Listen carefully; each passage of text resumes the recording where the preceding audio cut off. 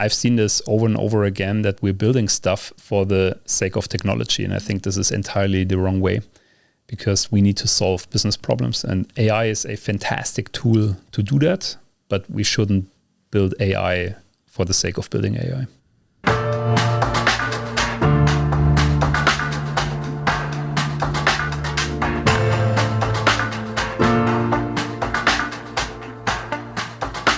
Welcome to a brand new episode of our podcast, Human and AI, Mind, Machines and a Gradient Descent. Thanks for tuning in to our geeky podcast, where we discuss the fascinating field of AI and machine learning, corporate craziness, passion for technology, and the role of humans. We're your hosts, Uli and Abri, and it means the world to us that you tune in every single time to listen, learn, and grow with us. And today we're looking at a sector that is literally electric. We're talking about the energy transition, the volatility of renewables, and why you don't always need one giant lighthouse project to change the world. Sometimes you need 100 small wins. Yeah, or 101. Mm-hmm. And our guest today is actually an economist by training, but who really knows and understands, on the one hand side, business, and on the other side, technology and understanding data and understanding code. And actually, I know Christian from the Geeks. I always was connected when I learned you from the Munich Geek community, actually, around meetups about talking technology. And to spoiler alert, right, he's global head of data and AI and E.ON, where he leads a team of unlocking value from data from one of Europe's largest energy companies. So please clap your hands and welcome Dr. Christian Essling. Thank you for having me. And Christian, before we dive in, we have a fun challenge for you. And we didn't tell you about this in advance. We thought, why don't we give you exactly 60 seconds and I can stop the time and you can give us a short, crisp elevator pitch to get the adrenaline kicking in. So who are you? Who is Christian Essling? What drives you? And why should E.ON be on our radar? How does that sound, Christian? Okay, let's go. Yeah? Okay. I'll start the watch. Okay, so my name is Chris. As you said, I'm a trained economist, but I learned pretty early in my career that AI is a phenomenal tool to solve business challenges. And this is basically where I built up my career upon. I did my PhD in that field. I worked for a media company, Burda. I did a bit of consulting, and I joined E.ON 7 years ago, first to head data and AI in Germany. And for 3.5 years now, I'm doing this on a global level, so basically for all the companies across E.ON. And this is a super interesting challenge because two reasons. First, AI has so many opportunities for everyone at this company. And secondly, we're on top of this gigantic challenge of the energy transition. And the combination of both is really, really fascinating. So that's my professional nutshell in a life. Apart from that, I'm a big NFL football fan. I love barbecue, and I have a dog, a daughter, and a son. That's the order in which they joined the family, and I live with my family in Munich. Perfect. And the time is just up. I'm impressed. There you go, Christian. So good, so great to have you. So let's rewind a bit of the clock, right? You once said that 15 years ago. Oh man, we're all getting old, right? You thought you'd be traveling the world in a black suit, consulting big clients. Instead, you ended up in an engine room of data. So was there a specific aha momentum during where you realized, okay, patterns in data were sexier or more addictive than strategy slides? Yeah, so it is true for the better time of my studies, I would say. I was always dreaming of a consulting career, but as I said, I learned about the potential of AI and this fascinating ability to teach a computer to find patterns in rows and columns of data. And I can really pinpoint it down to this one event because I was asked, that was during my PhD times, I was asked by a company if I could help them to find patterns that would be an early indicator of downturns in their revenue data. And they basically handed me this boatload of data. And I mean, I did empirical research back then. So in empirical research, you try to explain the variation in the data and try to find the factors. They basically wanted me to do the same thing, but then make a prediction on the future. That's not really what you do in empirical research, but this was fascinating. And being able to predict downturns of this company in advance, so when their revenue would drop, I thought this is fantastic. This is what I want to do. I want to use that tool to solve business challenges, and that's pretty much where I decided, okay, this is the path that I want to walk. Cool. And from that decision, and like you want to go into this direction, you've been in this field now for pretty long. How do you feel like has the conversation around AI actually evolved? Yeah, I think, or I always like to differentiate in a pre and a post ChatGPT era, because I mean the tools and the methods have been around for decades. I mean that dates back to the 60s and 70s, right? But it really changed with the advent of ChatGPT, because I think that gave hundreds of millions of people a first-hand experience of what AI looks like. How does it feel? What can they experience? Yeah? Because previously, I had cool ideas on how to tackle business challenges with AI, but it was always like, yeah, I'm not sure, does this really work? Not the right time right now, not the budget. Yeah, so come back later. Yeah, and then throughout the year of 2023, the script flipped really. So all of a sudden they were lining up in front of my desk and say, hey, you had this crazy idea. Can we talk about this? Yeah. So my job kind of changed in the way that previously I had to persuade everyone and really be an evangelist about it. And then after ChatGPT was really like moderating expectations. Yeah, because all of a sudden people believe, well, you plug in ChatGPT in our call center and we can send the people home tomorrow, but that's just not how it works, right? So right now it's the good thing is people are willing and they want to do it, but now we have to really focus that we're doing the right things. And so let's talk about innovation in AI. And I think you made a very bold statement most recently on LinkedIn on that. I don't know whether it's bold or not bold, but at least, right? We come from, in a corporate world, from, we think about bold ideas, moonshots, right? And you made a bit of provoking, I would say, statement and said like, forget about the moonshots, right? Incremental, pays off onto the P&L, let's say, right? So can you a bit of resonate what brings you in this kind of, things that say like, hey, smaller wins are more effective than, just heading on the bigger one AI moonshot along the line? Well, I think it pretty much boils down to the risk associated with bigger projects, right? You can focus on the bigger projects, and there are many we could do that have the potential to save probably hundreds of millions of euros. And the question is always, should we basically place all the bets on these 2-3 use cases, or are we going to pursue a strategy of multiple smaller wins? And the smaller wins, they're also not small, right? We're still talking about 7, sometimes 8 digit figures. But nevertheless, not that small. No, it's not that.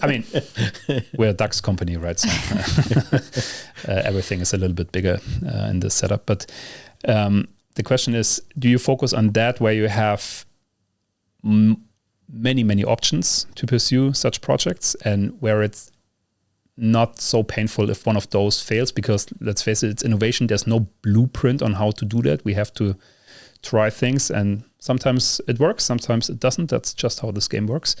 But I believe if you really want to progress and demonstrate value from AI, I would much rather have 3 quote unquote smaller wins than this one big moonshot one, because you get to demonstrate value earlier, you create follower and believer earlier. And I think that's what matters in this context. So to also do that stakeholder management, make sure the people that you're building these solutions for are also on board, maybe get also feedback, iterate faster, that all of that is also part of the process, instead of like boiling something really big up and then like going out there and maybe realizing that it's the wrong thing, or... Yeah, the wrong thing, or maybe it just doesn't work, because we also have to face the truth. The kind of data that we're working on oftentimes is, I'm just gonna use that one, is SAP data that a SAP consultant defined the data generating process 10-15 years ago and had no idea what an AI algorithm might need down the road. So, and up to this point, we're mostly using the data that is there. So we're getting to a point where we're thinking about, okay, what are our high value AI use cases? And let's think about what kind of data would you actually need to deliver that. And do we need to go back to the data generating process and come up with this data at all? So, but this takes longer. This is more painful, obviously. So this takes more time. And you just touched upon value, and in the DAX companies, in the big companies, it's all about value. So how do we generate value, and how do we make sure that what we're building, what we're delivering is actually generating value for our people? So how do you capture that? It's not that easy, right? When it comes to AI, do you have some, or can you let us into how you see that? Yeah. So we mostly think along 3 categories along which AI can generate value. One is increased top line. So how can we make more revenue with our products? The second one is increasing the bottom line. How can we be more efficient, save costs, be faster, be more productive, be more efficient? And the third one is de-risking. And this is really hard to capture in monetary terms. But I mean, we always have to keep in mind that there are people out there in high altitudes working on high voltage cables. They are literally risking their lives. So everything that we can do to make their life safer is a big, big win. So that's the de-risking part. But I think the real question for me is not really how do you measure value, but what should we do and what should we not do? Because I think it's really this discipline of prioritizing the things that actually matter, that build a strong portfolio of valuable AI initiatives.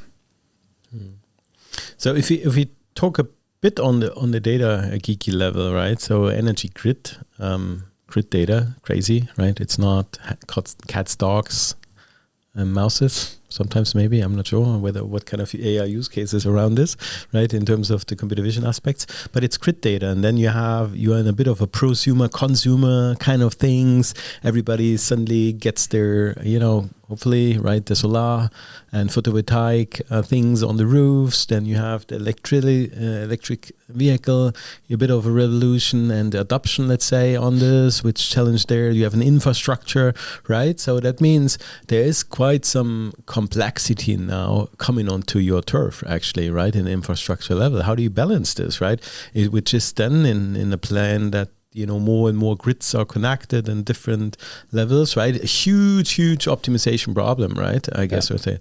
How do you see the compute needs? How do you see the algorithmic complexity along the line and the role of AI? Is this, Yeah. So, I mean, not sure if this is clear to every one of your listeners, if this makes sense to maybe zoom out for a second and to explain why this is such an optimization problem. Because in the past, if you go back like 10, 15 years, you had gas power plants, maybe coal power plants. Definitely we had nuclear power plants. So very steady, very reliable sources of energy. And at the same time, you had people driving regular combustion engine cars.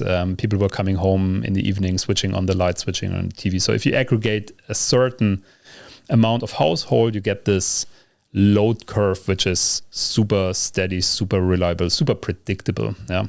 So, and the one thing that you need to know about our electricity grid is that it always, at any second throughout the day, it has to be in balance. So that means the amount of energy we generate equals the amount of energy that is consumed any given point in time. So, and in the past, this was no problem because you had a really predictable consumption pattern and you had a really reliable production capacity.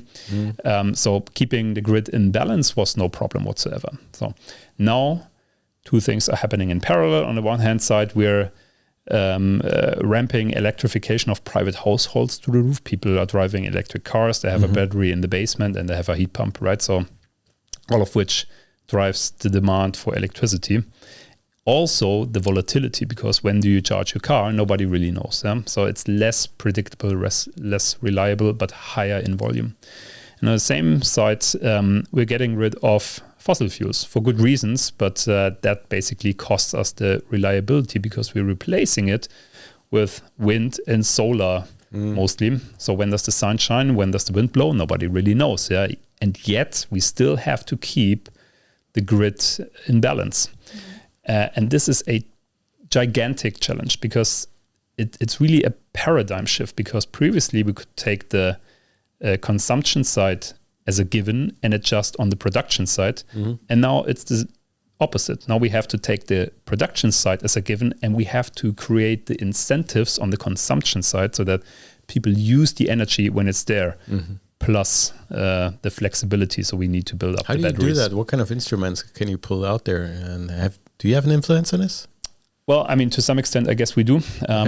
Flexible tariffs would be one thing. It's going to be cheaper to charge your electric car during noon when the sun is shining on the PV panels. So I guess that's gonna be a big area in the future. But you really need to understand on an algorithmic level, where does that need to happen? So where is the energy generated? Because it doesn't really help if the energy is generated in the north and you creating the demand in the south, because we're still going to have to transport the energy from north to south. So the question is, what can we do on a very local level to balance the grid? And this is a gigantic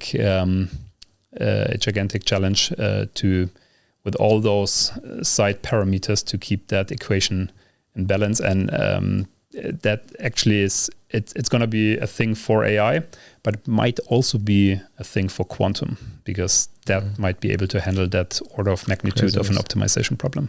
Yeah, but speaking on applications and use cases, so can you give a bit of a glimpse of what type of AI, what does mean AI use case at E.ON? Is it climate modeling? Is it, I guess also for the in-house, right? Enterprise risk? I don't know. Can you share a bit of, a couple of, bit of scenarios where AI is leveraged, and maybe one bit more concrete? So in broad strokes, you can say AI has, broadly speaking, 3 different applications. On the one hand side, it's there to help us with the energy transition, the thing that I just pointed out. So if you can predict the weather, you can predict the production of renewable energy. And if you can predict that, then you're going to have to steer the consumption side, all of which is a big optimization problem, plus all those things around grid maintenance, potentially drones flying over the cables, checking out corrosion, etc. So I think this is one big field of AI for the grid. Then we serve roughly 50 million customers across Europe, and we believe that AI will be a great tool to create outstanding customer experiences, because we do understand what they actually need. If they come to our website, we can be faster in the resolution to their problems. Think about customer call centers. Is it really necessary that a person picks up the phone, or can this do an AI agent that speaks in your mother tongue, maybe Ukrainian conversation at midnight? And I think there are big potentials to create value, not only for the company, but also for the customer. And then the last part is the big question: how do you use AI to accelerate 76,000 colleagues? Because there is tremendous potential if everybody of them knows how to use AI in their daily work to be smarter, faster, more efficient. I think there is tremendous potential. And Christian, also to your last point, what got me thinking is when you mentioned the incentives that you have to set, because now you suddenly understand your customers way better. You know who's the end user. And the other day I had a conversation with a colleague in Princeton in New Jersey, and they said that if you have like a very, very big battery, and then the energy provider at the end of the year, they look back at those like 5 days that were like the hottest of the year. And then they have like massive incentive.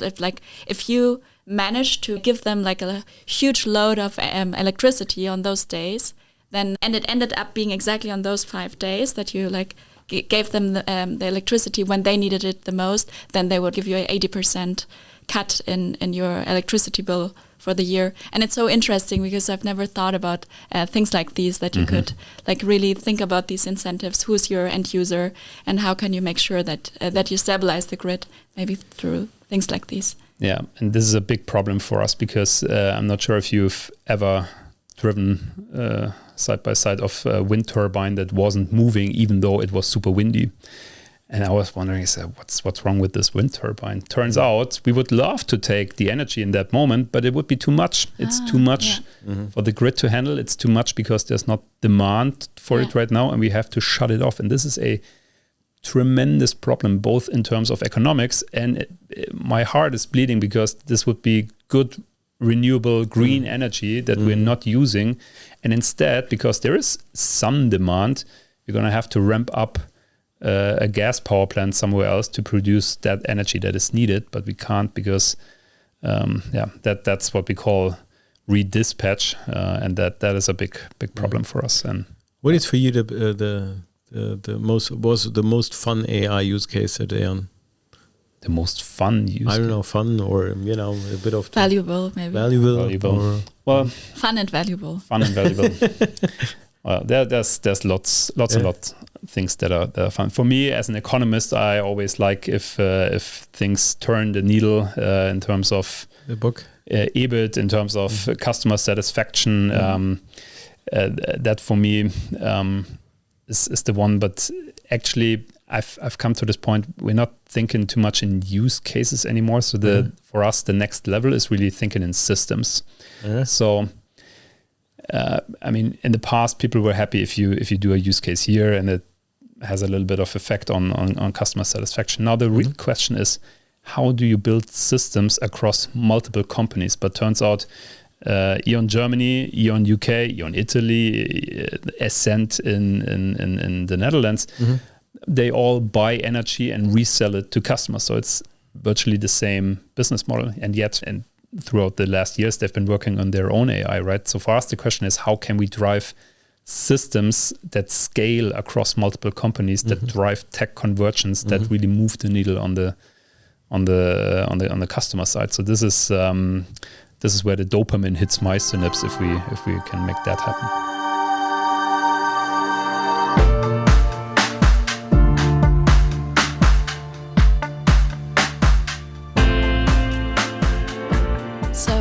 Christian, you already mentioned in what areas you see the application of AI, and what is very interesting in your case is that E.ON operates in the real world. We talk so much about AI, that support us in our day to day. At Siemens, we also call it everyday AI, but E.ON really operates in the physical world, and then that notion of physical AI also comes into play. And how do you see that evolving? I read somewhere that E.ON is actually managing 1.6 million kilometers of physical infrastructure, which is so much. That's so impressive. So how do you see the scale of physical AI? How is it evolving right now?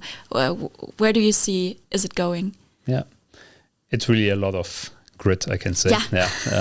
Copper, steel, cables, huge networks. It's funny because that used to be super boring, but now that we learned that AI replaces all SaaS companies, basically, tangible assets are now on vogue again. So this is an interesting turn of events, I would say. But thinking about physical AI, so I think this is going to be a really interesting field of the future. Also for us, because as I said, the kind of work that our guys in the field are performing on a daily basis is super dangerous. Yeah, high altitudes at every weather, high voltage. Yeah, so how to combine, let's say, robotics and AI, or drones and AI? I think that's a really big field of innovation for us to not only be more efficient in the way we work, but also create a safer environment for our field agents. Would that be monitoring, or then also, performing maintenance? So monitoring is definitely a big thing, but that is tangible in the here and now, I would say. So I think, one case the colleagues are investigating right now is, can we use drones to fly across the cables to check for corrosion, for bird nests, for maintenance, right? So sometimes when the trees are growing too close to the grids, you have to cut them. Previously, people were driving out to the grid, walking around, checking for that. Then the next evolution was basically we're using aerial images from satellites. But I think that could be done in one go with the drones as well. So that's one idea. We talked about Boston Dynamics before. We do have one or two of those as well, because like if you have to change a fuse or something, again, very dangerous. This is very dangerous work, and I'd much rather send a robot in the transformer station to check for that than a human. Yeah, you mentioned secure already, right? A bit of, and that I think that's, at Siemens we position a bit of industrial grades, trustworthy, reliable AI, but also secure, right? Trustworthy and secure, right? And you are dealing in an energy world, centralized, somehow locked down, you would say, right? Behind a fence, maybe separating the world, and in somehow a brave new world of connectivity, of connectedness, where every consumer can somehow inject now own data or electricity, and solar panels, heat pumps, they talk to each other, right? I guess that spins around on your side quite some complexity.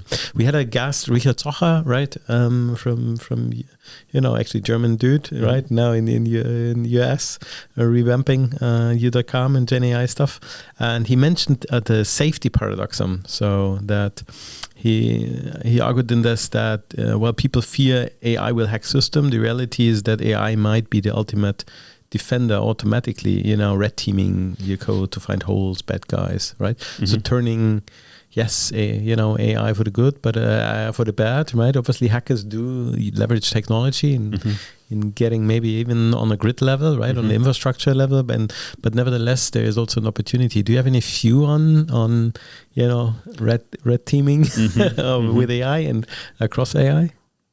So I'm not going to pretend I'm an expert on cybersecurity, but I can say the entire topic is super important for us on a strategic level. And we really try also to change the culture in the company so that people are aware of the threats, because we operate critical infrastructure. So I think first and foremost, this is important to know. Then the effect of AI, I think, as usually, you can use the knife to stab someone or to cook a very delicious meal, right? So I think it's going to have an effect on both sides. It's really an arms race, I would say. I think for us, it's figuring out how to use that to defend against the hackers.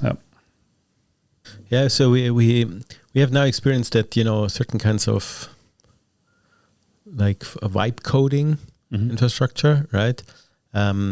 And so GitHub Copilot, right, or Claude, right, which had now a huge productivity gain actually there, and then you can do stuff with UI, coding an infrastructure, launching the entire infrastructure in almost no time. Things that usually had a team of 1+3, 1+4 maybe, right, done in 2 months are done literally in 4 days. Yeah. And it turned out that you could now inject also in terms of, one of the problems that we had was code quality and code, let's say, unit tests, code coverage of unit tests and these kind of stuff. And so now you can inject it as a prompt and say generate me the code and write me the unit tests, and the code coverage test should be 95+. And suddenly we had a 95+ code coverage of the unit test. And normally, a human wouldn't have done 80% is enough, and if you commit, they test it out and stuff like that. So I thought if we are able to somehow, turn this into, a task to make my grid secure, right? And identify the leaks, right, or identifies vital aspects. If you would be a hacker, right, it seems to be very easy turnable, right? This kind of natural language aspects to complex technology like cybersecurity.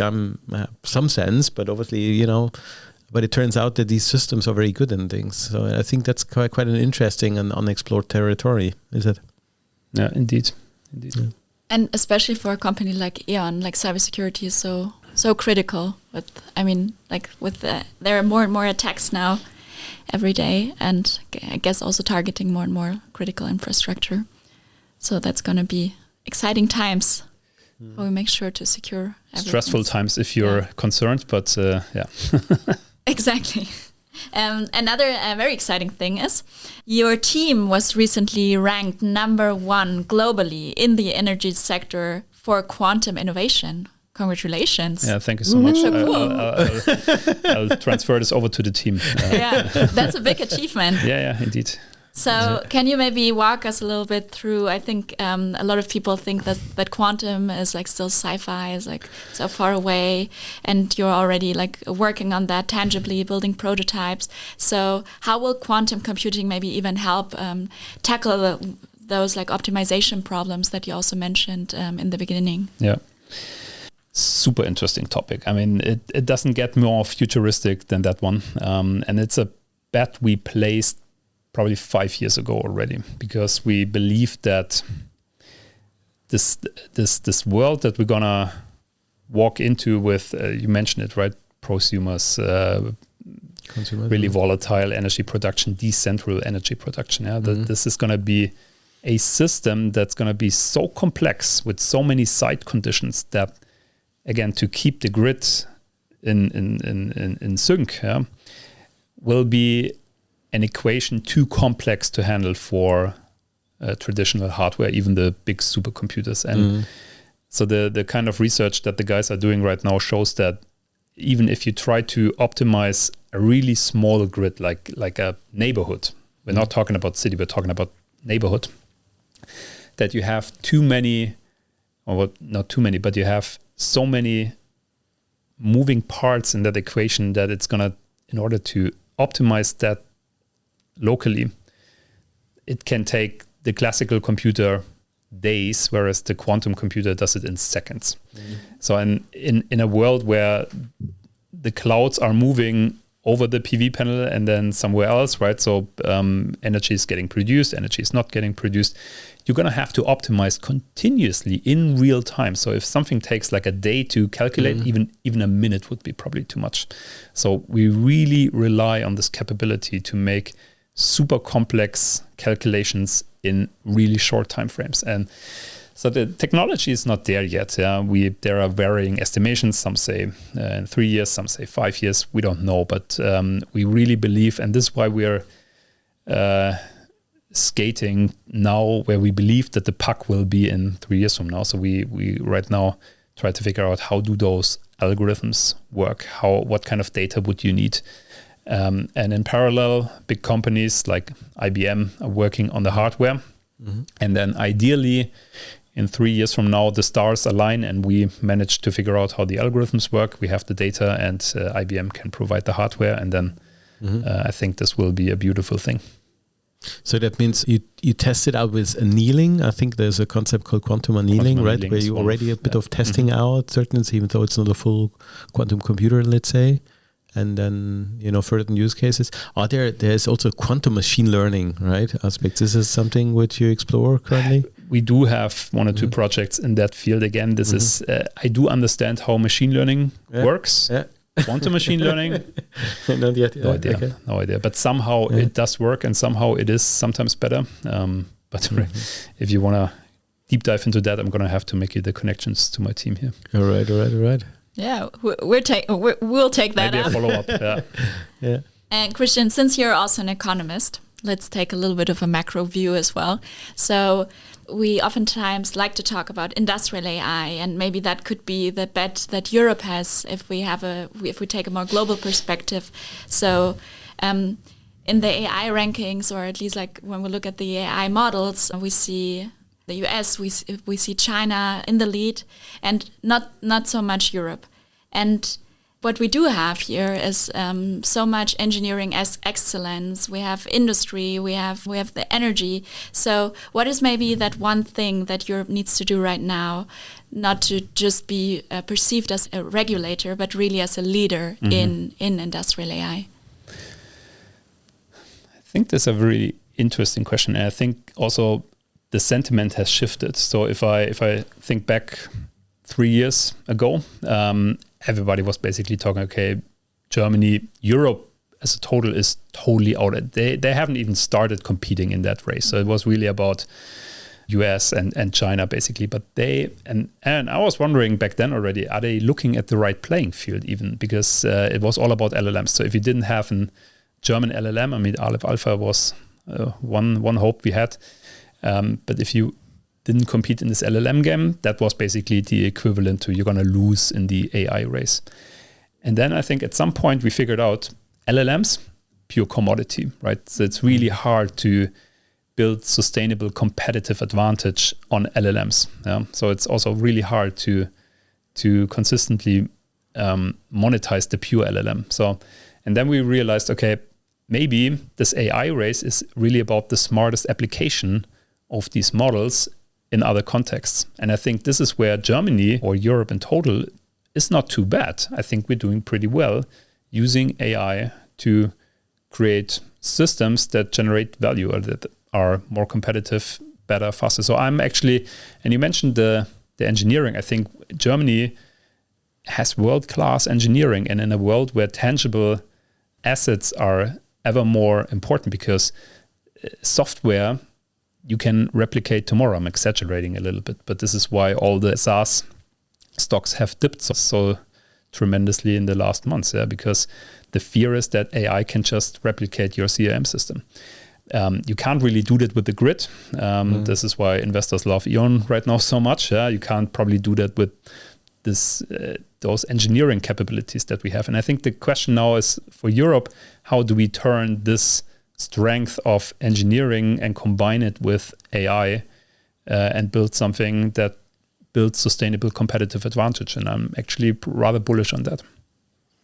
Here we go. Yeah, but it's you mentioned already a bit of what kind of competences the USP and what do we strive for, right? You're leading AI, right, at E.ON, and though you see that vibe coding runs the world suddenly, right? I think there are different demands now, different skills needed from I guess also maybe in your team, where it's like, hey, usually would be you have to be geeky, you have to be deep in code, you have to deep in models, and I don't know what kind of architectures you train or what kind of softmax layer whatsoever, right? You utilize now. How do you see the shift in skills now? Is there anything that you change in a world where vibe coding eats the world, agents automate? Is there any change? What's the job profiles you're looking for tomorrow now? Yeah. Is it still the data scientist? Is it yet the forward deployed engineer, or is it tomorrow something totally different? So I think we're still going to need those profiles, because we're not there yet to fully trust the AI generated code. So I think you still have to make sure it's valid, it fits the architecture, etc. So I think in the near, and you never know where this is going to go in the next 3 years. I mean, this field is brand new. Who knows how this will evolve? The progress is tremendous. But I think on a meta level, I think what is true is that the skill of being more business oriented and really thinking about what's the actual problem we're trying to solve, being able to build the bridge between business and tech. I think this is a skill that's going to be much more important going forward than it was in the past already. Hey, that brings us a bit to one a bit forward-looking question. You're connected, in this field for a long time. You've seen different business imperatives, leadership styles, young folks joining the organization, interacted on meetups with young folks and longer folks, trying to strive for impact. What is one piece of advice you would share with the geek community listening here, right? Whether it's speed manager or new starter, new hire or youngster, right? Is there one piece of advice where you say, like, if I would have known this prior as a Chris, 15 years ago, that would be very helpful. Is there something you can share? So to the geeks, and I mean this in full appreciation if I use that word, I would probably make the recommendation to take the effort and understand the business, because I think in these days it's so easy to get carried away by the beauty of technology and the endless possibilities. But I've seen this over and over again, that we're building stuff for the sake of technology. And I think this is entirely the wrong way, because we need to solve business problems. And AI is a fantastic tool to do that, but we shouldn't build AI for the sake of building AI. I fully agree.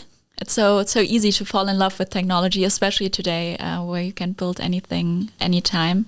And never losing the goal out of sight is so critical, and really like properly understanding the problem that you want to solve.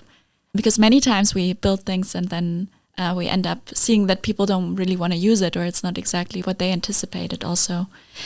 Christian, time really flies. We're approaching the very end of this podcast episode today. And before we wrap up, we would like to play our signature game, Authentic Autocomplete. Okay. And as you can hear from the name, it's all about authenticity. So we would start with some sentences, and you will complete them fast and authentic. It's called Chris GPT now in your version, right? Chris GPT. And it hallucinates sometimes. Maybe it hallucinates. Let's see. So, Christian, are you ready to have some fun? Let's go. Yeah? The biggest misconception boards have about AI is? That it's about technology. Right. If you want to find the best AI use case in a company, you should look for? Christian. For sure, Christian. Thanks, we should ask Christian. I have usually this three-way approach. Look for big budgets, because the idea is you can always automate 1% out of the equation. Look for things that follow this one-size-fits-all logic, so where we treat things all the same despite we have data on it. And the third one is unnecessarily manual processes. All right. Very well structured. If I had infinite compute and infinite budget tomorrow, the one problem in the energy transition I would solve immediately would be? Reliable long-term weather forecasting. Nice. That's a But we're going to need a lot of money for that. Yeah. There you go. But we have unlimited, right? Okay. All right. Yeah. Okay. So last one, easy. If I could invent one rule for everyone in the world to follow, it would be? Be kind with each other. Yeah. See. Agree. Hey, Chris, thanks so much for, joining us here in the lab, actually in Munich, and being so open, so passionate about sharing a bit of the insights on the one side on your personal, history along the line, as well as a bit of, what a huge giant E.ON actually does in the world, and what AI plays in this lab. Geeks out there, right? Stay bold, committed, and open-minded. Connect with Chris on LinkedIn, right? Follow up his sharings. He's very verbose as well, very insightful. And we see us and hear us next at the Siemens AI Lab podcast. Cheers.